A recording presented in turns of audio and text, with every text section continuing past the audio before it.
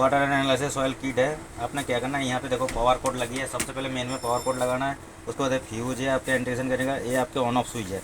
Instrument जब हमने on कर लिए, ये डिस्प्ले में आपके व्यू हो रहे हैं। सबसे पहले इसमें क्या होता है, इसमें पैरामीटर है 7 पैरामीटर। सबसे पहले क्या करोगे आप, O R P P H potentiometer P H की ओ आर पी होती है पी एच अकॉर्डिंग जो एम बी आते हैं। जैसे पी एच की एरिया है, हम सिलेक्ट कर लिए फंक्शन 9 F1। इसमें आपने क्या करना है, ये सिलेक्ट करना ज़रूरी है। जिस पैरामीटर को आप टेस्ट करोगे उसी पैरामीटर को सिलेक्ट करना ज़रूरी है। सेट होगा और आपके स्लॉप से होगा 4 सेट। सबसे हमेशा आपने याद रखना, कैल वाली नॉब से 7 सेट होगा। 7 मैंने एडजस्ट करा, जैसे इसको आपको एडजस्ट करके दिखा रहा हूँ।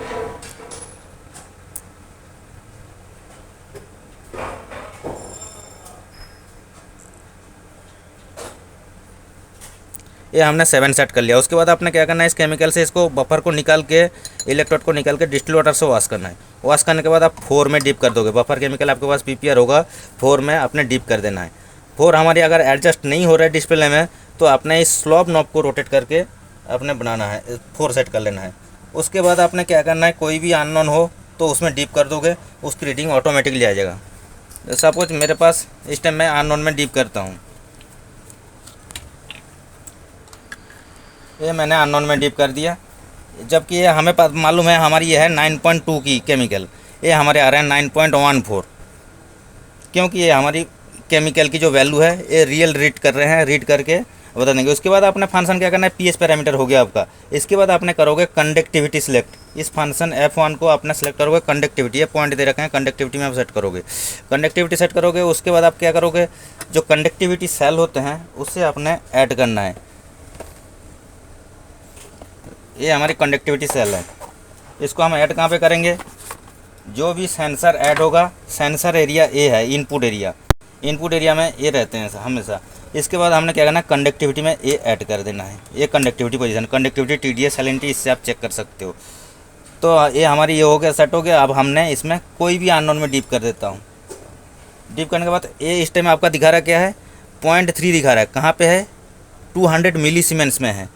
ये हम चले जाते हैं 200 माइक्रो सीमेंस में, ओवर रेंज आएगा, क्योंकि इसकी वैल्यू इस टाइम ज़्यादा है। इस केमिकल में या अननोन में जो हमने डीप करा है, इसकी वैल्यू ज़्यादा है। तो हम 2 मिली पे करके देखते हैं, 2 मिली पे कितने आते हैं हमारी, ये 0.437 आते हैं। ये 0.43 क्या है, ये आपके माइक्रो सीमेंस है, ये मिली सीमेंस नहीं है। मिली सीमेंस एरिया में हम देख रहे हैं पॉइंट के बाद जो भी आएगा वो माइक्रो सीमेंस में काउंटिंग की जाएगी।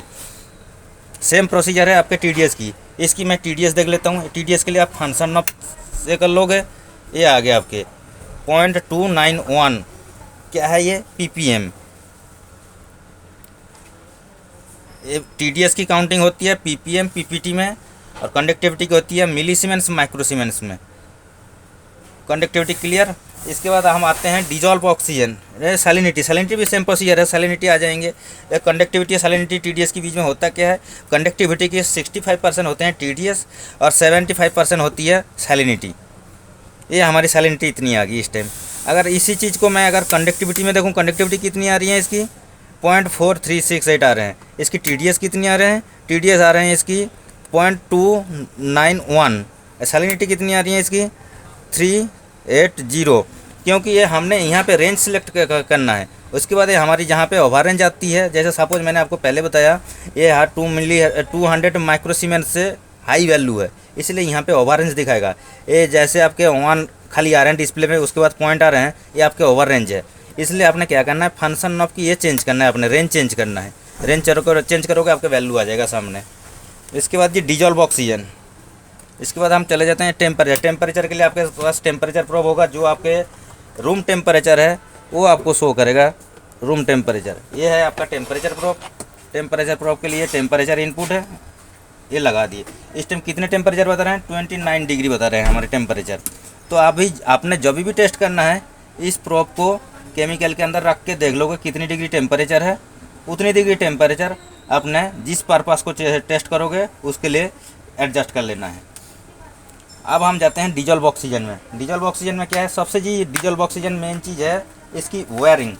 इसकी वायरिंग क्या है जी, सबसे पहले इस प्रोब को आपने एंटी क्लॉकवाइज रोटेट करोगे। एंटी क्लॉकवाइज रोटेट करने के बाद ऐसे सेंसर आपका ओपन हो जाएगा। इसके अंदर आपने फिल करना है KCl 7.5%। 7.5% KCl कैसे बनाओगे? 7.5 ग्राम आपने पोटासियम क्लोराइड लेना है, लेके उसको 100 ml डिस्टिल वाटर में डिजोल्व कर लेना है, वो आपका बन जाएगा 7.5% KCl। इसके बाद आप क्या करोगे, इसको क्लॉक बाई रोटेट करके लॉक कर दोगे। लॉक इस तरीके से करोगे जिससे इसके अंदर बब्बल ना हो, मतलब कोई भी बुलबुला ना रहो। बुलबुला रहेगा तो आपके रीडिंग परफेक्ट नहीं आएंगे। एक्चुअल KCl क्या करता है, ये चार्जर होता है एक किस्म का, इलेक्ट्रोड को चार्ज करने की काम आता है। अब इसकी ये इनपुट है, इसमें आपने ध्यान रखना है ब्लैक में ब्लैक सॉकेट लगाना है, रेड में रेड सॉकेट लगाना है। तो उसके बाद आपने क्या करना है, 2 ग्राम आपने सोडियम सल्फाइड Na2SO3 लेना है। Na2SO3 2 ग्राम लेना है। लेने के बाद आपने 100 ml डिस्टिल वाटर में उसे डिजोल्व करना है। डिजोल्व करने के बाद इस इलेक्ट्रोड को उसमें आपने डीप कर देना है। डीप करने के बाद आपने क्या करोगे, टेम्परेचर जितनी है आपके केमिकल की टेम्परेचर, ये डिजोल्व ऑक्सीजन की एरिया है, ऊपर लिखी हुई है परफेक्टली, तो आपने क्या करना है, इससे रोटेट करके आपने टेम्परेचर एडजस्ट कर लेना है जो केमिकल के अंदर टेम्परेचर है।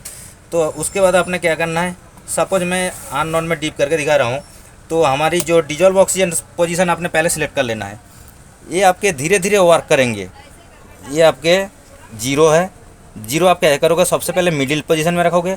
कैलिब्रेशन वाली नॉब को आपने बिल्कुल राइट टर्न कर देना है। राइट टर्न करने के बाद आपने क्या करना है, ये स्लोली रेस्पॉन्स करेगा। स्लोली रेस्पॉन्स होते होते पार्टिकुलर जगह पर स्टेबल हो जाएंगे। डिजोल्व ऑक्सीजन को स्टेबिलिटी ले आने के लिए कम से कम आपको 10 मिनट्स चाहिए होते हैं। तो जब भी आपके पार्टिकुलर जगह पर स्टेबल हो गए, आपके डिस्प्ले में 0 नहीं आ रहे हैं, इस ऑब्जेक्ट को, इस नॉब को आपने रोटेट करके 0 करना है।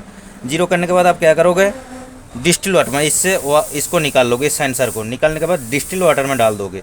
डिस्टिल वाटर का जो डिजोल्व ऑक्सीजन होती है, क्योंकि वो होती है घनत्व कम होती है उसकी, सबसे ज़्यादा घनत्व होते हैं हमारी टैप वाटर की, और जो डिस्टिल वाटर होता है उसकी घनत्व कम होती है, इसलिए उसके अंदर ऑक्सीजन मात्रा ज़्यादा पाया जाता है।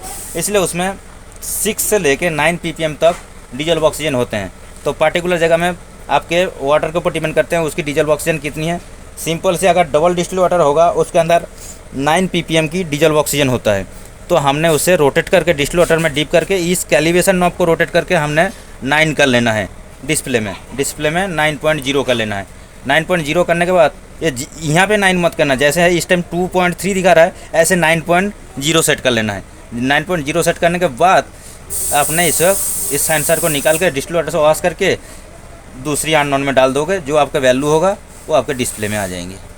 Okay okay.